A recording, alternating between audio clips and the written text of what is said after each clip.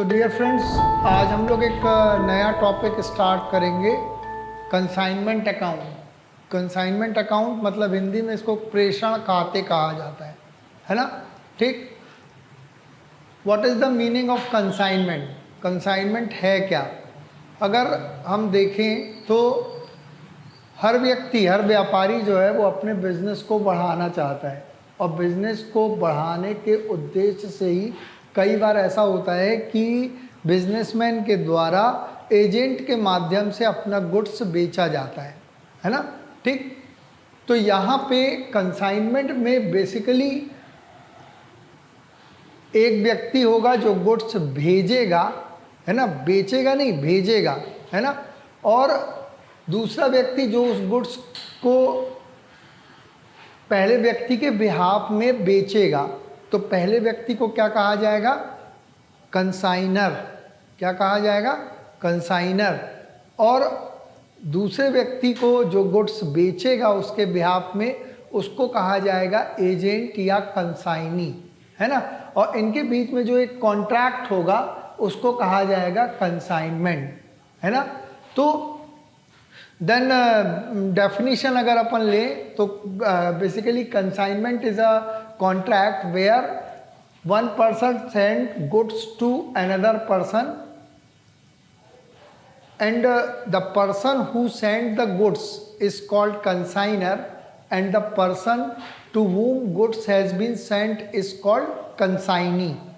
Consignor means principal or owner of goods, and consignee means agent of goods. तो consignee free में तो ये काम करेगा नहीं, है ना। तो कंसाइनी जो है वो गुड्स को बेचने के बदले में क्या लेगा? कमीशन लेगा, है ना।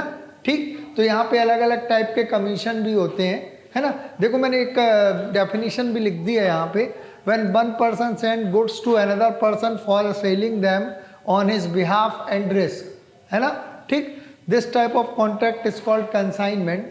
The person who sent the goods is called consignor, principal, and the person to whom goods has been sent is called consignee, agent. देखो कंसाइनमेंट और सेल में डिफरेंस है.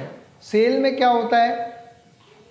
एक पर्सन के द्वारा दूसरे पर्सन को, मतलब सेलर के द्वारा बायर को गुड्स बेचा गया तो गुड्स की ऑनरशिप भी ट्रांसफ़र हो जाती है सेल में, है ना। ऑनरशिप या प्रॉपर्टी इन द गुड्स ये भी ट्रांसफ़र हो जाती है, जबकि कंसाइनमेंट में ऐसा नहीं होता है. गुड्स की ऑनरशिप किसके पास में है? हमेशा कंसाइनर के पास में ही है गुड्स की ऑनरशिप, है ना. उसका जो मालिकाना हक है वो किसके पास में है? कंसाइनर के पास में ही है. अगर कल की डेट में गुड्स लॉस्ट होता है रास्ते में, या कुछ इस टाइप का होता है जहाँ पे कंसाइनी की गलती नहीं होती है ना, तो लॉस किसका होगा? फाइनली कंसाइनर का ही होगा, है ना. तो गुड्स की यहाँ पे ऑनरशिप ट्रांसफ़र नहीं की जा रही है ना. ठीक, दूसरी बात कि जब गुड्स कंसाइनी के द्वारा बेच दिया जाएगा तो उसके बाद में कंसाइनर के द्वारा कंसाइनी को कमीशन दिया जाएगा, है ना. देखो यहाँ पे कितने यहाँ पे लिखा हुआ भी है, consignee gets commission for doing this job. समझ में आ गई ना बात? ठीक, अब कितने प्रकार के कमीशन हो सकते हैं? देखो यहाँ पे अलग अलग प्रकार के कमीशन होते हैं, है ना. ठीक, जैसे पहला नंबर होता है नॉर्मल कमीशन. मतलब क्वेश्चन में तुम लोग को दिया हुआ रहेगा कि कंसाइनी जो है वो 10% 20% कमीशन लेता है, तो इसको हमेशा टोटल सेल्स पे ही कैलकुलेट करना है. It is calculate on total sales. समझ में आ गई ना बात? ठीक. सेकंड, डेलक्रेडियर कमीशन क्या होता है? डेलक्रेडियर कमीशन का मतलब होता है, देखो कभी कभी नॉर्मली गुड्स जो है कंसाइनर के द्वारा कंसाइनी को गुड्स भेजा गया. अब कंसाइनी नॉर्मली उसको कैश में ही बिक्री करता है, कैश में ही सेल्स करता है. कंसाइनी क्यों लेगा भाई? रिस्क क्यों लेगा उधार में बेच के, है ना. सीधी सी बात है. लेकिन कभी कभी कंसाइनी जो है वो गुड्स को उधार में भी बेचता है. अब गुड्स अगर आप उधार में बेचोगे तो ऑब्वियसली बैड डेट्स होने की संभावना बनी रहेगी, क्योंकि अगर आपने गुड्स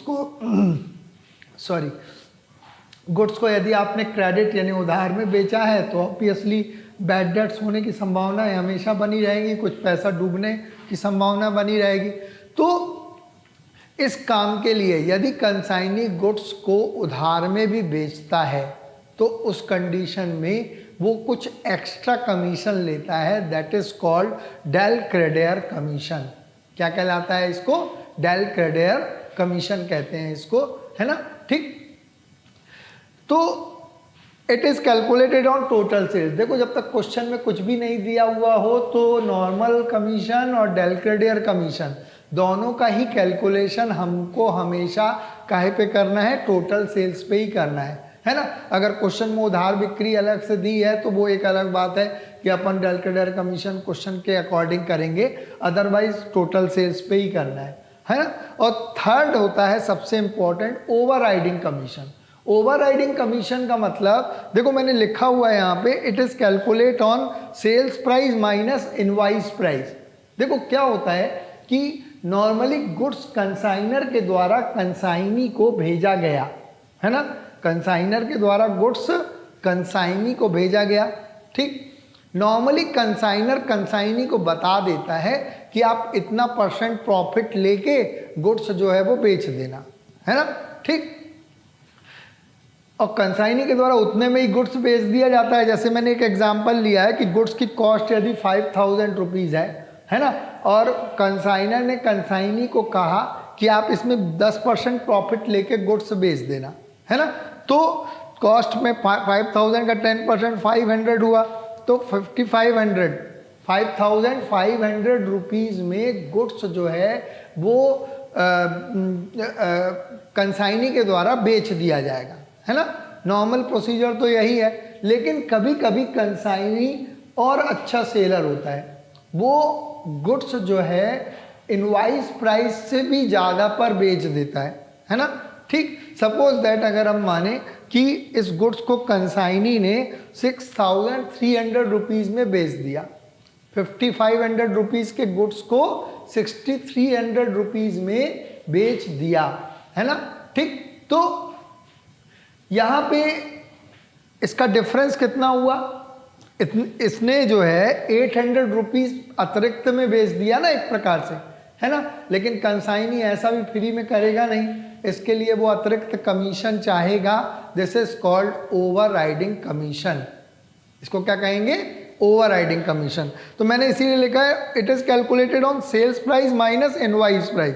अगर सेल्स प्राइस ये है तो ओवरराइडिंग कमीशन क्वेश्चन में अगर अपन ने माना 20% दिया हुआ है तो लिखो इफ ओवरराइडिंग कमीशन इज 20%, तो ओवरराइडिंग कमीशन कितना हो जाएगा? 6300 माइनस 5500, है ना। तो 800 का 20% मतलब 160 रुपीज़ क्या हो गया? ओवरराइडिंग कमीशन हो गया, है ना, ठीक। तो ओवरराइडिंग कमीशन का मतलब क्या होता है कि यदि कंसाइनी के द्वारा गुड्स इनवॉइस प्राइस से भी ज़्यादा पर बेच दिया जाए, यहाँ इनवॉइस प्राइस का मतलब क्या है? कॉस्ट में प्रॉफिट जोड़ के इनवॉइस प्राइस आया, है ना। लेकिन कंसाइनी के द्वारा गुड्स यदि इनवॉइस प्राइस से ज़्यादा पर बेच दिया जाता है तो जो डिफरेंस होता है सेल्स प्राइस और इनवॉइस प्राइस के बीच का, उस पर ओवरराइडिंग कमीशन कैलकुलेट किया जाता है ना, ठीक। यहाँ पे बहुत सारे लोगों को कन्फ्यूज़न होता है, बोले सर ये तो पूरा 6300 रुपीज़ कंसाइनी ले लेगा, है ना। भाई ये अतिरिक्त क्यों बताएगा वो कि उसको तो 5500 रुपीज़ ही देना पड़ेगा और 800 रुपये पूरा ले लेगा, है ना, ठीक। तो यहाँ पे मैं हमेशा यही कहता हूँ कि हम लोग सब कुछ काम एक नंबर का करते हैं। एक नंबर का कहने का मतलब है कि यहाँ पे कंसाइनर को सब कुछ मालूम है कि कंसाइनी कितने में गुड्स बेच रहा है ना।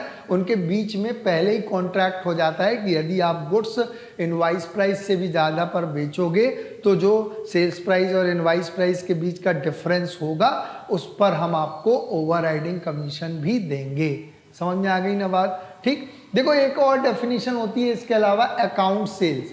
अकाउंट सेल्स का मतलब होता है कि देखो कंसाइनी जो है वो एक पीरियड के अंत में कंसाइनर को पूरा का पूरा हिसाब किताब भेजता है कि कंसाइनी ने इतने गुड्स की बिक्री, इतने अमाउंट की बिक्री करी, इतने अमाउंट की सेल्स करी, है ना। सेल्स में से वो अपना कंसाइनी अपने खर्चे घटाता है, साथ में अगर उसका कुछ कमीशन है तो वो घटाता है, साथ में अगर उसने कुछ एडवांस दिया है तो वो घटाएगा, और बाकी का पैसा एक पीरियड के एंड में कंसाइनी के द्वारा कंसाइनर को क्या कर दिया जाएगा, भेज दिया जाएगा। ठीक है ना। तो इन सब का रिकॉर्ड है ना जिस पेपर पर रखा जाता है, मतलब जिस कागज या जिस पेपर के माध्यम से वो अपना हिसाब किताब भेजता है, that is called account sales. Then account sales is a statement, है ना, which is send by consignee to the consigner at the end of a certain period, है ना, और इस in which statement all type of expenses and advances made by consignee to the consigner is recorded and sales made by the consignee is also recorded। समझ में आ गई ना बात? ठीक है ना। तो ये मैंने पूरा का पूरा तुम लोगों को बताया कि कंसाइनमेंट होता क्या है, कंसाइनमेंट अकाउंट क्या होता है, कितने प्रकार के कमीशन होते हैं जो कंसाइनी जो है वो कंसाइनर से रिसीव करता है। जो पेपर में क्वेश्चन आता है दैट व्हाट इज कंसाइनमेंट, है ना। इसके अलावा टाइप ऑफ कमीशन से रिलेटेड भी शॉर्ट क्वेश्चंस में आ जाता है। इसके बाद में अपना को जब अपन क्वेश्चन बनाएंगे तो इन सब चीज़ों की अपने को ज़रूरत पड़ेगी। ठीक है ना। इसके बाद में अब नेक्स्ट पोर्शन में मैं आप लोगों को बता रहा हूँ कि accounting records in the books of consignor, मतलब कंसाइनर जो है वो अपनी बुक्स में कौन कौन से अकाउंटिंग रिकॉर्ड्स मेंटेन करेगा, है ना। कंसाइनमेंट अकाउंट बनाएगा, goods sent on consignment account बनाएगा, कंसाइनी अकाउंट बनाएगा, है ना। तो accounting records in the books of consignor, इसके बाद में मैं आप लोगों को एक्सप्लेन करूँगा। ठीक, देखो इसके बाद में हम लोग पढ़ेंगे accounting records in the books of consignor, है ना। ठीक, देखो कंसाइनर मीन्स प्रिंसिपल और ऑनर ऑफ गुड्स। तो ऑनर या प्रिंसिपल अपनी बुक्स में जो अकाउंट्स मेंटेन करता है, बेसिकली पहली बात तो ये है कि जो गुड्स भेजेगा कंसाइनी को उस पर कितना प्रॉफिट या लॉस कमाया, है ना। ठीक, इस प्रॉफिट या लॉस को कैलकुलेट करने के लिए क्या बनाया जाता है, कंसाइनमेंट अकाउंट बनाया जाता है। सबसे इम्पॉर्टेंट अकाउंट यही है ना। तो एक कंसाइनमेंट अकाउंट बनाया जाता है, एक कंसाइनी अकाउंट बनाया जाता है और एक goods sent on consignment account बनाया जाता है in the books of consignor. ठीक है ना। सबसे पहले मैं बता रहा हूँ तुम लोगों को कंसाइनमेंट अकाउंट क्या होता है। Consignment account is prepare for ascertaining profit और लॉस ऑन कंसाइनमेंट, है ना। मतलब कंसाइनमेंट अकाउंट किस लिए बनाया जाता है, कंसाइनमेंट पर होने वाले प्रॉफिट या लॉस को कैलकुलेट करने के लिए कंसाइनमेंट अकाउंट बनाया जाता है। ठीक है ना। तो प्रॉफिट या लॉस को कैलकुलेट करने के लिए बना रहे हैं तो वैसे भी ये नॉमिनल अकाउंट है ना। ठीक, दूसरी बात, डेबिट साइड में पूरे के पूरे जो गुड्स भेजा गया कंसाइनर के द्वारा कंसाइनी को वो लिखा जाएगा और साथ में पूरे के पूरे खर्चे लिखे जाएंगे। और क्रेडिट साइड में बिक्री लिखी जाएगी, सेल्स लिखी जाएगी, जैसा तुम लोग ट्रेडिंग अकाउंट और प्रॉफिट एंड लॉस अकाउंट बनाते हैं ना अपन, है ना। ठीक, तो देखो कंसाइनमेंट अकाउंट के बारे में ही सबसे पहले मैं तुम लोगों को बता रहा हूँ, है ना। कंसाइनमेंट अकाउंट में डेबिट साइड में to goods sent on consignment, मतलब कि जो गुड्स कंसाइनर के द्वारा कंसाइनी को भेजा गया उसको यहाँ पे डेबिट साइड लिखेंगे। वो क्वेश्चन में लिखा हुआ रहेगा तुमको कि 500 boxes has been sent by consignor to consignee, cost price of each box is ₹10। तो 500 इंटू 10, 5000 रुपीज़ अपन डेबिट साइड लिखेंगे to goods sent on consignment में। ठीक है ना। इसके बाद में देखो यहाँ पे जो गुड्स कंसाइनर के द्वारा कंसाइनी को भेजा जा रहा है उस पर कुछ खर्चे कंसाइनर के द्वारा किए जाएंगे और बाद में कुछ खर्चे कंसाइनी के द्वारा भी किए जाएंगे, है ना। तो जो खर्चे कंसाइनर के द्वारा किए गए हैं उनके लिए एंट्री होगी टू बैंक अकाउंट, मतलब कि consignment account debit to bank, है ना। अब कौन कौन से खर्चे किए जाते हैं कंसाइनर के द्वारा, कोई भी कैरेज हो गया, फ्राइट हो गया, है ना। ठीक, इसके अलावा इंश्योरेंस हो गया, है ना। इस टाइप के खर्चे क्वेश्चन में लिखे हुए रहते हैं तुमको, तो डेबिट साइड लिखेंगे क्योंकि खर्चे जो है वो किसके द्वारा किए गए हैं, कंसाइनर के द्वारा किए गए हैं, है ना। ठीक, अब मैंने बताया कि कुछ खर्चे किसके द्वारा किए जाएंगे, कंसाइनी के द्वारा किए जाएंगे, है ना। जब गुड्स वो रिसीव कर लेगा तो हो सकता है कंसाइनी का भी उसमें कैरेज एक्सपेंस हो या अनलोडिंग एक्सपेंस हो, फ्राइट हो, है ना, ठीक, वेजेस हो या इंश्योरेंस। बाद में गुड्स जो है वो कंसाइनी के गोडाउन में रखा जाएगा, है ना, तो गोडाउन रेंट हो गया, इंश्योरेंस ऑफ गुड्स हो गया, और इसके अलावा तुम्हारा सेल्स एक्सपेंसेस हो गया, सेल्समैन की सैलरी हो गई, एडवर्टीजमेंट हो गया। ये सब खर्चे किसके द्वारा किए जाएंगे, कंसाइनी के द्वारा किए जाएंगे। वो भी क्वेश्चन में दिए हुए रहते हैं, है ना, ठीक। तो वो पूरे के पूरे खर्चे भी डेबिट साइड ही लिखना है, लेकिन किस नाम से लिखना है, टू कंसाइनी अकाउंट, क्योंकि कंसाइनी कर रहा है ना, और कंसाइनर जो खर्चे कर रहा है उसको टू बैंक अकाउंट के नाम से, ठीक, एक्सपेंसेस। इसके बाद में अब कंसाइनी का कुछ ना कुछ कमीशन बनेगा, वो भी क्वेश्चन में तुम लोगों को दिया हुआ रहेगा कि कंसाइनी जो है वो इतना कमीशन जो है वो गुड्स पर कंसाइनी को मिलेगा, है ना, ठीक। तो उसके लिए एंट्री क्या हो जाएगी यहाँ पे, to consignee account commission. Commission कितने प्रकार का होता है मैं तुम लोगों को ऑलरेडी एक्सप्लेन कर चुका हूँ, ठीक है ना। तो टू कंसाइनी अकाउंट कमीशन, ठीक है ना। इसके बाद में गुड्स कंसाइनी के द्वारा बेचा जाएगा, है ना। तो देखो बाय कंसाइनी अकाउंट सेल्स, है ना, जो गुड्स बेचा जाएगा, और लास्ट में हो सकता है कुछ कंसाइनमेंट स्टॉक भी बचे, है ना, ठीक, क्योंकि जो गुड्स कंसाइनर के द्वारा भेजा गया है कंसाइनी को, जरूरी तो नहीं है कि पूरा का पूरा गुड्स बेच ही दे कंसाइनर, उसमें से हो सकता है कुछ कंसाइनमेंट स्टॉक भी बचे, तो उसके लिए क्या होगा, बाई कंसाइनमेंट स्टॉक, है ना, ठीक। तो ऐसा ही है ना, जैसा अपन trading profit and loss account में पढ़ते हैं, परचेज यहाँ हो गई, खर्चे हो गए पूरे के पूरे, ठीक है ना, और उसके बाद में यहाँ पे सेल्स हो गई, है ना, ठीक है।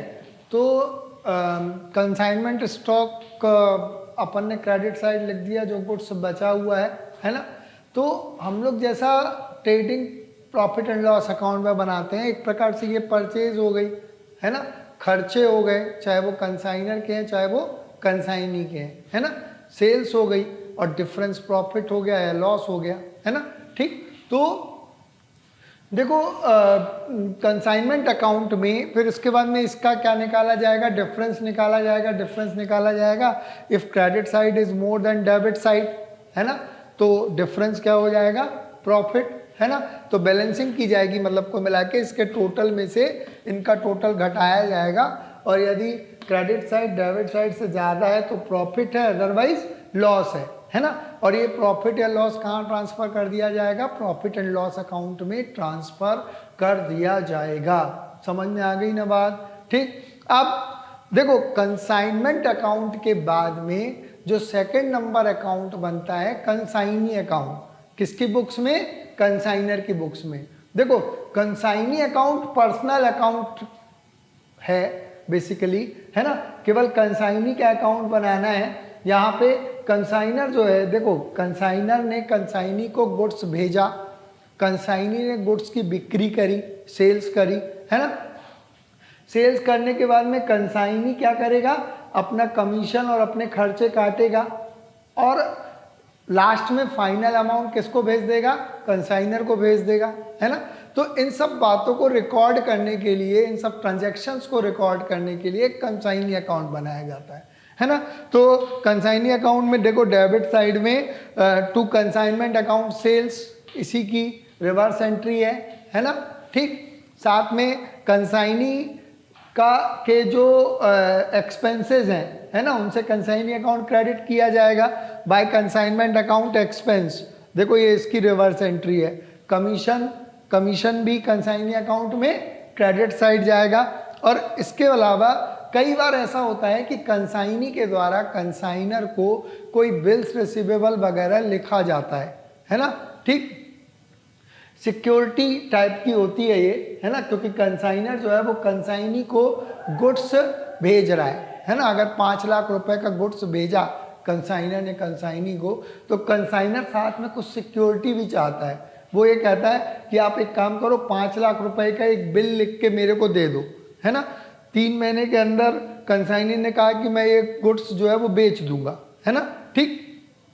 उसने कहा 3 महीने का एक बिल लिख दो कि आप जो है मुझे 3 महीने के बाद में इसका जो है वो पेमेंट अगर आप कैश में कर दिए तो ठीक है, ये बिल्स रिसीवेबल कैंसिल हो जाएगा, और अगर कैश में नहीं कर पाओगे तो ये बिल्स रिसीवेबल जो है वो मैं आपके अगेंस्ट जो है वो बाद में बिल्स रिसीवेबल से मैं आपसे पेमेंट ले लूँगा, है ना। तो इस प्रकार से ये एक बिल कभी कभी लिखा जाता है, क्वेश्चन में लिखा हुआ रहता है कि consignee has accept a bills receivable for rupees something, जो भी लिखा हुआ है। तो इस प्रकार से ये बिल्स रिसीवेबल भी कंसाइनी अकाउंट में किस साइड जाएगा, क्रेडिट साइड ही जाएगा, है ना। और इसके बाद में इसका डिफरेंस निकाला जाएगा, डिफरेंस निकाला जाएगा मतलब इसके टोटल में से इसको घटाया जाएगा। देखो कंसाइनी ने इतनी सेल्स करी, अगर 50,000 रुपये 50,000 रुपीज़ की सपोज दैट बिक्री करी, 50,000 में से उसने अपने खर्चे और कमीशन काटे, है ना, कितना बचा 45,000।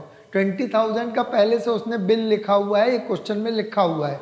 तो 45 में से 20 गया, बाकी का 25,000 रुपीज़ क्या करेगा, कंसाइनी भेज देगा, मतलब फाइनल पेमेंट कर देगा। तो by bank account balancing figure मैंने लिख दिया है, इसीलिए समझ में आ गई ना बात। तो इस प्रकार से कंसाइनी का अकाउंट जो है वो कंप्लीट हो जाएगा, है ना। और एक और अकाउंट बनाया जाता है goods sent on consignment account.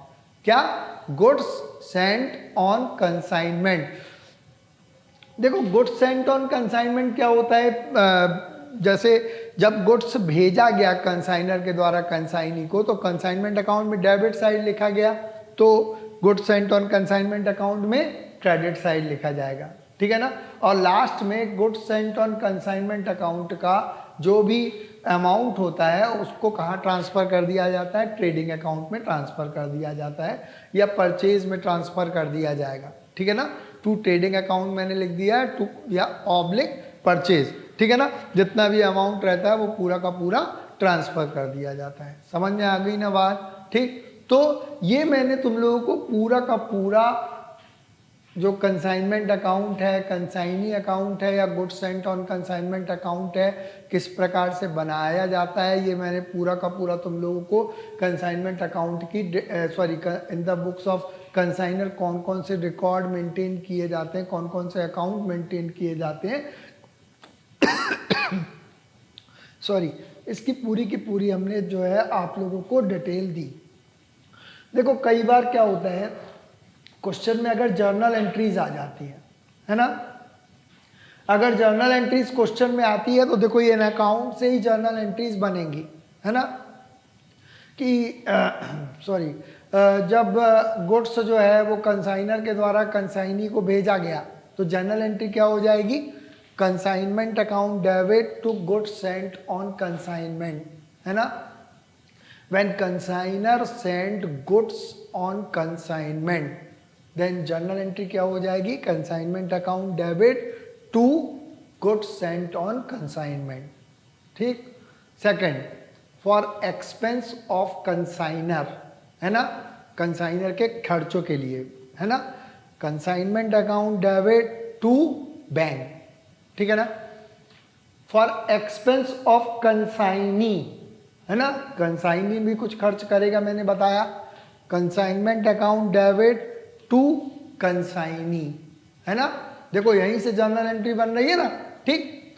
For commission of consignee, ठीक, consignment account debit to consignee, है ना, ठीक। नरेशन में अपन कमीशन का कैलकुलेशन कर सकते हैं, ठीक। For goods sold by consignee, consignee जो गुड्स बेचेगा, है ना, तो यहां पे जर्नल एंट्री क्या बनेगी, consignee account debit to consignment, है ना। पोस्टिंग ऐसे ही करते हैं ना, बाई कंसाइनी लिखा है ना, मतलब कंसाइनी अकाउंट डेबिट हुआ, consignee account debit to consignment, ठीक।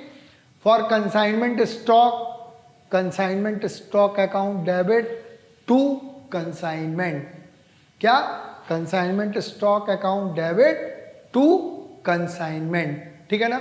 और फॉर प्रॉफिट और लॉस ऑन कंसाइनमेंट, है ना, in case of profit consignment account debit to profit and loss account, and in case of loss profit and loss account debit to consignment. समझ में आई ना बात? तो इन अकाउंट से ही जर्नल एंट्रीज बनेंगी। देखो इसमें एक दो जर्नल एंट्रीज छूट गई हैं, वो भी मैं बता दे रहा हूँ तुम लोगों को। ये तो अपन ने कर ली है ना, ये भी कर ली। एक कभी कभी when bills receivable has been accepted by consignee, when bills receivable has been accepted by consignee, bills receivable account debit to consignee, है ना। एंड लास्ट है when final payment has been made by consignee, when final payment has been made by consignee, bank account debit to consignee, है ना, bank account debit to consignee, this is the final payment. ठीक, और एक last entry और छूटी है। कभी कभी क्या होता है, गुड सेंट ऑन कंसाइनमेंट, ये वाली एंट्री तो अपन ने कर ली थी। अब गुड सेंट ऑन कंसाइनमेंट को एट द ईयर एंड कहाँ ट्रांसफर कर दिया जाएगा? ट्रेडिंग अकाउंट में। तो when at the end of the year the amount of goods sent on consignment is to be transfer to trading account, है ना। तो goods sent on consignment account debit to trading account. समझ में आ गई ना बात? तो कई बार थ्योरी में ये आ जाता है कि what is consignment, what journal entries are made in the books of consignor, है ना। ये भी कई बार थ्योरी में आ जाता है। तो मैंने जब तुम लोगों को ये पूरा एक्सप्लेन किया है तो इससे रिलेटेड पूरी की पूरी थ्योरी भी मैं साथ में ही एक्सप्लेन करते चलता हूँ, ठीक है ना। देखो इसके बाद में, अब हम इसके बाद में तुम लोगों को नेक्स्ट वीडियो में मैं बतलाऊंगा तुम लोगों को that how to calculate consignment stock. यहाँ तो कंसाइनमेंट स्टॉक सीधा सीधा अपन ने लिख लिया, लेकिन कई बार क्वेश्चन में कंसाइनमेंट स्टॉक का कैलकुलेशन आपको करना पड़ेगा। तो कंसाइनमेंट स्टॉक का कैलकुलेशन किस प्रकार से किया जाएगा इसके बाद में हम लोग पढ़ेंगे, ठीक है ना। देखो इसके बाद में हम लोग पढ़ेंगे that how to value consignment stock, मतलब कंसाइनमेंट स्टॉक का वैल्यूएशन किस प्रकार से किया जाएगा, है ना। ठीक, देखो उसका फॉर्मेट मैंने बता दिया है तुम लोगों को। ठीक, cost price of consignment stock, जो भी है कंसाइनमेंट स्टॉक का कॉस्ट प्राइस वो लिखेंगे अपन, plus proportionate expenses incurred by consignor, है ना। देखो यहाँ पे बहुत इंपॉर्टेंट एक चीज़ है प्रोपोर्शनेट एक्सपेंसेस, है ना। प्रोपोर्शनेट एक्सपेंसेस क्या होते हैं मैं अभी तुम लोगों को एक एग्जांपल से बतला रहा हूँ, है ना। ठीक, proportionate expenses incurred by consignor, है ना, plus proportionate direct expenses incurred by consignee, है ना। ठीक, देखो ये भी बहुत इंपॉर्टेंट है। डायरेक्ट एक्सपेंसेस केवल कंसाइनी के द्वारा जो खर्चे किए जाते हैं उसमें केवल डायरेक्ट एक्सपेंसेस लेते हैं अपन कंसाइनमेंट स्टॉक को वैल्यूएशन करने के लिए, ठीक है ना। तो इसका टोटल करेंगे तो अपन क्या आ जाएगा, कंसाइनमेंट स्टॉक, है ना। ठीक, देखो पहले मैं समझा दूं, उसके बाद में एक एग्जांपल भी मैंने यहाँ पे लिया हुआ है तो वो समझा दूंगा तुम लोगों को। ठीक, ये नीचे नोट में मैंने लिखा हुआ भी है, only direct expenses incurred by consignee is taken for calculation of consignment stock, है ना। देखो कंसाइनर के द्वारा जो भी खर्चे किए गए हैं प्रोपोर्शनेट पूरे लिए जाएंगे, लेकिन कंसाइनी के द्वारा किए गए केवल डायरेक्ट एक्सपेंसेस ही लिए जाएंगे कंसाइनमेंट स्टॉक के कैलकुलेशन में, है ना। अब क्वेश्चन ये उठता है कि डायरेक्ट एक्सपेंस क्या होते हैं और इनडायरेक्ट एक्सपेंस क्या होते हैं, है ना। डायरेक्ट एक्सपेंस का मतलब होता है ऐसे खर्चे जो कंसाइनी करता है गुड्स के गोडाउन तक आने में, मतलब गुड्स के कंसाइनी के गोडाउन तक आने में जो खर्च किए जाते हैं that is called direct expenses, है ना। ठीक, तो डायरेक्ट एक्सपेंसेस मैंने लिखा हुआ है, जैसे कार्टेज हो गया, है ना, फ्राइट हो गया, अनलोडिंग एक्सपेंसेस हो गया, वेजेस हो गया, है ना। ये सब क्या है, डायरेक्ट एक्सपेंस है, क्योंकि गुड्स गोडाउन तक आया, है ना, तो उसका भाड़ा दिया या फ्राइट दिया या मजदूरी दी, अनलोडिंग एक्सपेंस हुआ, है ना, वो सब क्या है, डायरेक्ट एक्सपेंस है, और डायरेक्ट एक्सपेंस को अपने को जो है लेना है डायरेक्ट एक्सपेंसेस को कंसाइनमेंट स्टॉक के वैल्यूएशन में, है ना। इनडायरेक्ट एक्सपेंसेस का मतलब ऐसे खर्चे जो गुड्स के गोडाउन तक पहुंचने के, किसके, कंसाइनी के गोडाउन तक पहुंचने के बाद किए जाते हैं, that is called indirect expenses. जैसे मैंने लिखा हुआ है, the following indirect expenses incurred by consignee is ignored for calculation of consignment stock. For example godown का रेंट, है ना, गोडाउन का किराया अगर दे रहा है कंसाइनी, है ना, इंश्योरेंस, बीमा, sales expenses, packing expenses, advertisement etcetera, है ना। मतलब ये सब खर्चे क्या है, गुड्स गोडाउन में पहुंच जाएगा कंसाइनी के, उसके बाद ही खर्च किए जाएंगे, है ना। ठीक, गोडाउन का इंश्योरेंस हो गया, या गुड्स का इंश्योरेंस हो गया, या इसके अलावा तुम्हारा सेल्स एक्सपेंसेस हो गए, गोडाउन का रेंट हो गया, ये सब खर्चे क्या है, इनडायरेक्ट एक्सपेंस है। और कंसाइनी के द्वारा जो इनडायरेक्ट एक्सपेंसेस किए जाते हैं उन सबको अपन यहाँ पे जब कंसाइनमेंट स्टॉक का वैल्यूएशन करेंगे उस टाइम पे उनको शामिल नहीं किया जाएगा। समझ में आ गई ना बात, ये मैंने पूरा का पूरा लिख दिया है तुम लोगों के लिए, है ना। अब प्रोपोर्शनेट मैं बता रहा हूँ कैसे। प्रोपोर्शनेट का मतलब जो कंसाइनमेंट स्टॉक का पार्ट है ना, उसको निकाला जाएगा। जैसे अगर मैं बोलूँ, एक एग्जाम्पल मैंने लिया हुआ है ना, तो उसको देखना, इसके सामने ही अपन सॉल्व कर दिए, ठीक। जैसे 500 boxes sent by consignor to consignee, है ना, एट ₹10 पर बॉक्स। तो ये तो कॉस्ट प्राइस हो गया गुड्स का। 500 बॉक्सेस भेजे गए हैं कंसाइनर के द्वारा कंसाइनी को ₹10 पर बॉक्स, ठीक। Consignee sold 400 boxes. यहाँ पे केवल मैंने कंसाइनमेंट स्टॉक का वैल्यूएशन किया है, तो पूरी इंफॉर्मेशन भी नहीं लिखी है ना। कंसाइनी ने 400 बॉक्सेस जो है वो बेच दिए, ठीक है ना। और कंसाइनर के खर्चे कितने हुए इसमें, एक्सपेंस ऑफ कंसाइनर 1000, है ना। डिटेल नहीं लिखा है, कंसाइनर ने भी इंश्योरेंस है, फ्राइट है, कुछ भी खर्चे हैं कंसाइनर के, वो पूरे कुल मिला के 1000 रुपीज़ अगर क्वेश्चन में दिए हुए हैं, ठीक है ना। एक्सपेंसेस ऑफ कंसाइनी, कंसाइनी के खर्चे कौन कौन से हैं, फ्राइट एंड कार्टेज है 250, तो ये तो डायरेक्ट एक्सपेंस हो गए, इनको लेंगे, है ना, प्रोपोर्शनेट एक्सपेंसेस लेंगे। और सेल्स एक्सपेंसेस, ये सेल्स एक्सपेंसेस क्या हो गया, इनडायरेक्ट एक्सपेंस हो गया। इसी में अगर क्वेश्चन में गोडाउन रेंट दिया है या इंश्योरेंस दिया है, वो भी इनडायरेक्ट हो जाएगा, ठीक है ना, तो इनको नहीं लिया जाएगा, है ना। अब किस प्रकार से कंसाइनमेंट स्टॉक का वैल्यूएशन किया जाएगा, देखो ये मैंने सॉल्यूशन लिखा है, कैलकुलेशन ऑफ कंसाइनमेंट स्टॉक, ठीक है ना। देखो cost price of consignment stock, देखो 500 बॉक्सेस भेजे, है ना, ₹10 के हिसाब से, और उसमें से जो है आपका कंसाइनी ने 400 बॉक्सेस बेच दिए, है ना। 500 में से 400 कितना गया, तो कितना बचा, 100 बॉक्सेस का कंसाइनमेंट स्टॉक बचा ना, है ना। तो देखो 100 बॉक्सेस ₹10 के हिसाब से 1000, यही है ना cost price of consignment stock, है ना।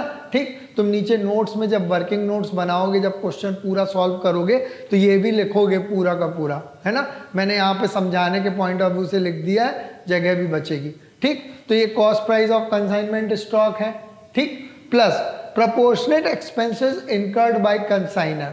अब प्रोपोर्शनेट कैसे निकालेंगे, देखो कंसाइनर ने खर्च किए पूरे 1000 रुपीज, कितने बॉक्स पे खर्च किए हैं, 500 बॉक्सेस पे खर्च किए हैं ना। कंसाइनर ने तो पूरे 500 बॉक्स भेजे हैं ना, है ना। तो 500 बॉक्सेस का एक्सपेंस कितना है, 1000, है ना। तो कंसाइनमेंट स्टॉक कितना बचा है, केवल 100 बॉक्सेस का बचा है ना।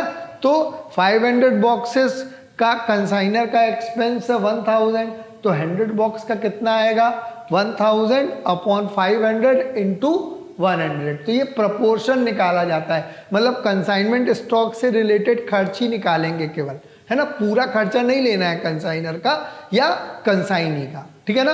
तो अब समझ में आ गया प्रोपोर्शनेट एक्सपेंसेस का मतलब क्या हो गया, ठीक। तो कैसे निकाले अपन ने, 500 बॉक्सेस का एक्सपेंस है 1000, तो 100 बॉक्सेस का एक्सपेंस कितना होगा, 1000 अपॉन 500 इंटू 100।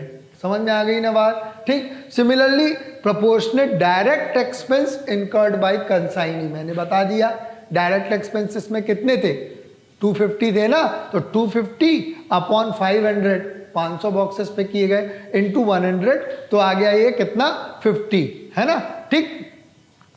एक मिनट, 5 5, हाँ ठीक है 50, ठीक। और इसके बाद में इनका टोटल हो गया तो 1250, ये क्या हो गया, कंसाइनमेंट स्टॉक का वैल्यूएशन हो गया। ये 1250 क्या आया, कंसाइनमेंट स्टॉक, समझ में आ गई ना बात, ठीक। तो ये हो गया कंसाइनमेंट स्टॉक का वैल्यूएशन किस प्रकार से किया जाएगा।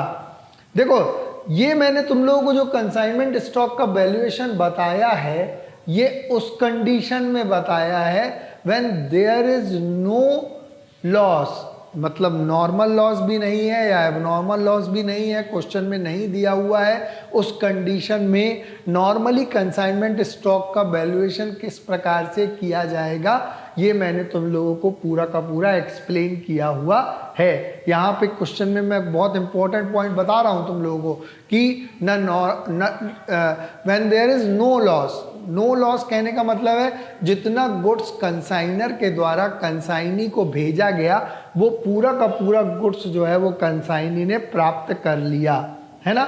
लेकिन प्रैक्टिकली कई बार क्या होता है कि लॉस होता है कंसाइनमेंट में, है ना।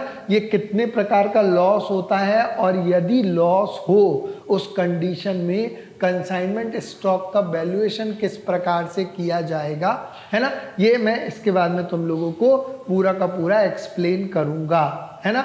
बेसिकली ये लॉस दो प्रकार का हो सकता है, नॉर्मल लॉस भी हो सकता है और एबनॉर्मल लॉस भी हो सकता है। तो ये क्या होता है नॉर्मल लॉस और एबनॉर्मल लॉस, और कंसाइनमेंट स्टॉक का वैल्यूएशन किस प्रकार से किया जाता है यदि नॉर्मल लॉस हो या एबनॉर्मल लॉस हो, है ना। इन सब चीज़ों के बारे में इसके बाद में मैं नेक्स्ट क्लास में तुम लोगों को एक्सप्लेन करूँगा, ठीक है। देखो इस क्लास में हम लोग डिस्कस करेंगे कि जब गुड्स कंसाइनमेंट पे भेजा जाता है कंसाइनर के द्वारा कंसाइनी को, तो उस कंडीशन में लॉस हो सकते हैं, है ना, ठीक। लॉस कितना प्रकार का होता है, बेसिकली लॉस दो प्रकार का होता है, फर्स्ट होता है नॉर्मल लॉस और सेकंड होता है एबनॉर्मल लॉस, है ना, ठीक। जरूरी नहीं है कि पूरा का पूरा गुड्स जो कंसाइनर कंसाइनी को भेजे वो पूरा का पूरा गुड्स जो है कंसाइनी को मिल ही जाए, है ना। तो अभी अपन पहले बात करेंगे आज नॉर्मल लॉस के बारे में, है ना, ठीक। नॉर्मल लॉस क्या होता है, normal loss is the loss which is inherent and which can not be avoid in any circumstances, मतलब ऐसा लॉस जो किसी भी प्रोसेस में निहित होता है, इनहेरेंट होता है और जिसको आप अवॉइड नहीं कर सकते, है ना। And which arise due to natural cause, है ना।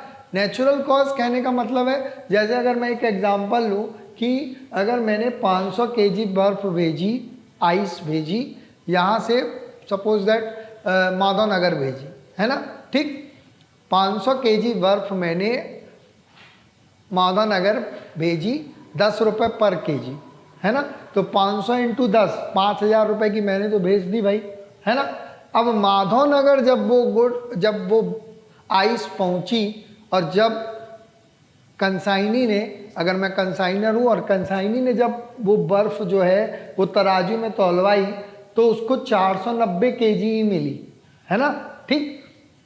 क्योंकि तुमको मालूम है आइस का नेचर है कि वो कुछ ना कुछ तो बहेगी, है ना, ठीक। तो यहाँ पे मेल्टिंग होगी ना आइस की, है ना, ठीक, उसको 490 केजी ही मिली, है ना। तो ये 10 केजी क्या है, नॉर्मल लॉस है, आप इसको अवॉइड नहीं कर सकते किसी भी कंडीशन में, है ना, ठीक। तो मैंने यहाँ लिखा हुआ भी है, it is the loss which is inherent and which arise due to weather effect और due to natural cause, for example melting of ice और एवोपोरेशन ऑफ वाटर, है ना, मतलब पानी जो है कई बार भाप बन के उड़ता है ना, तो जितना पानी अपन प्रोसेस में डालते हैं वो पूरा का पूरा तो नहीं मिलेगा आपको, है ना, एवोपोरेशन ऑफ वाटर, ठीक है ना, एटसेट्रा, ठीक। नॉर्मल लॉस का इंश्योरेंस होगा क्या, नहीं होगा, कोई भी इंश्योरेंस कंपनी करेगी नॉर्मल लॉस का इंश्योरेंस, बोलेगी भैया ये लॉस तो आपको होना ही होना है, इसीलिए नॉर्मल लॉस का इंश्योरेंस भी नहीं होता है, और दूसरी बात नॉर्मल लॉस का कैलकुलेशन भी नहीं किया जाता है। जबकि मैं नेक्स्ट वीडियो में बताऊंगा आपको एबनॉर्मल लॉस का कैलकुलेशन किया जाता है, लेकिन नॉर्मल लॉस का कैलकुलेशन नहीं किया जाता है। समझ में आ गई ना बात? ठीक, क्योंकि नॉर्मल लॉस तो होना ही होना है, तो नॉर्मल लॉस का ना इंश्योरेंस होता है और ना यहाँ पे कैलकुलेशन होगा। ठीक है ना। अब next question arise as to that how to calculate consignment stock in case of normal loss. मतलब यदि नॉर्मल लॉस हो रहा है उस कंडीशन में हम कंसाइनमेंट स्टॉक का वैल्यूएशन किस प्रकार से करेंगे। देखो ये मैंने बताया हुआ है calculation of consignment stock in case of normal loss, और उसको एक एग्जांपल से नीचे समझाया भी है तुम लोगों के लिए। ठीक है ना। देखो फॉर्मूला है, बस याद रखना है तुमको। ठीक है ना। Consignment stock is equal to value of goods sent by consignor. Value of goods sent by consignor का मतलब क्या हो गया? Cost of goods sent by consignor plus expense of consignor. मतलब कंसाइनर के जो खर्चे हैं उनको भी ले लिया जाएगा और cost of goods sent by consignor. ठीक है ना। तो क्या आ जाएगा? Value of goods sent by consignor into consignment stock, जो भी क्वांटिटी में है। एक एग्जांपल से मैं तुम लोगों को बता रहा हूं। ठीक, upon net quantity received by consignee, मतलब कंसाइनी के द्वारा कितनी क्वांटिटी रिसीव की गई। जैसे अभी मैंने एक एग्जांपल में भी बताया था 500 केजी बर्फ हमने भेजी है ना, और उसमें से अगर या 100 केजी बर्फ भेजी, कुछ भी। ठीक, 100 केजी बर्फ यदि मैंने भेजी और उसमें से 10 केजी जो है वो लॉस होना ही होना है, तुमको मालूम है ना। ठीक, तो उसको कितनी मिली? 90 केजी मिली ना, तो नेट क्वांटिटी में कितना हो जाएगा? 90 केजी। ठीक है ना। तो net quantity received by consignee, इसका मैंने फॉर्मूला भी लिख दिया है, क्वांटिटी सेंट मतलब 100 माइनस नॉर्मल लॉस 10 केजी, तो अपॉन में 90 आ जाएगा। ये फॉर्मूला है, तुम लोगों को ये फॉर्मूला बिल्कुल माइंड में बैठा लेना है, और इस फॉर्मूले की हेल्प से हम कंसाइनमेंट स्टॉक का वैल्यूएशन करेंगे और उसको कंसाइनमेंट अकाउंट में क्रेडिट साइड लिख देंगे। समझ में आ गई ना बात? ठीक, तो देखो एक एग्जांपल भी मैंने नीचे लिया हुआ है, लिखा हुआ है, जैसे 400 KG of goods Saint at a cost of ₹24,000 है ना। तो 400 केजी गुड्स कंसाइनर के द्वारा कंसाइनी को भेजा गया, कॉस्ट कितनी है गुड्स की? 24,000 रुपीज। ठीक है ना। कंसाइनर ने खर्च किए 600 रुपीज। ठीक, अब 100 KG of goods were destroyed due to natural cause in transit, मतलब 100 केजी गुड्स जो है वो रास्ते में ही खराब हो गया, नेचुरल कारण से हो गया, इसलिए ये नॉर्मल लॉस है, सब लोगों को मालूम है ना। ठीक, मतलब कंसाइनी को कितना मिला? 400 में से 100 केजी तो रास्ते में खराब हो गया है ना। ठीक, तो net quantity received by consignee कितना हो जाएगा? 300 केजी। ठीक है ना। Consignee sold 250 KG of goods. देखो 400 भेजा, उसमें से 100 रास्ते में खराब हो गया, बाकी बचा 300 में से 250 केजी गुड्स कंसाइनी ने क्या कर दिया? बेच दिया। ठीक है ना।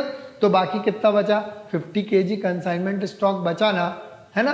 300 में से 250 गया, 300 में से 250 गया, तो कितना बचा? 50 केजी। 50 केजी क्या बच गया? कंसाइनमेंट स्टॉक, और इसका वैल्यूएशन हमको करना है, कैलकुलेट कंसाइनमेंट स्टॉक। यहाँ पे मैंने कंसाइनी के खर्चे वगैरह नहीं लिखे हैं, क्योंकि केवल एक एग्जाम्पल के माध्यम से तुम लोग को बता रहा हूँ। कंसाइनी के एक्सपेंस वगैरह हैं तो वो कंसाइनमेंट अकाउंट में अपन लिखेंगे ही, है ना।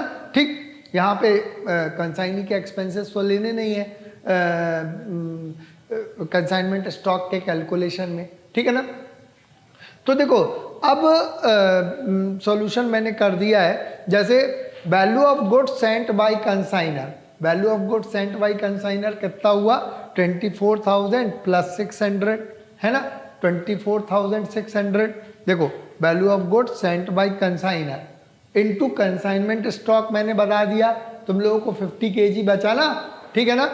400 में से 100 केजी तो नॉर्मल लॉस हो गया, उसका कैलकुलेशन हमको करना ही नहीं है, नॉर्मल लॉस का कैलकुलेशन नहीं किया जाता है, मैंने पहले बता दिया।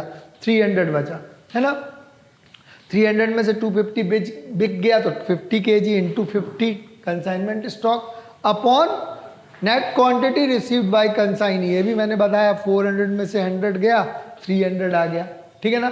तो इसको जब सॉल्व करोगे 24,600 इंटू 50 अपॉन 300, ठीक है ना, तो आएगा 4100, करके देख लेना। ये 4100 क्या आ गया, कंसाइनमेंट स्टॉक आ गया।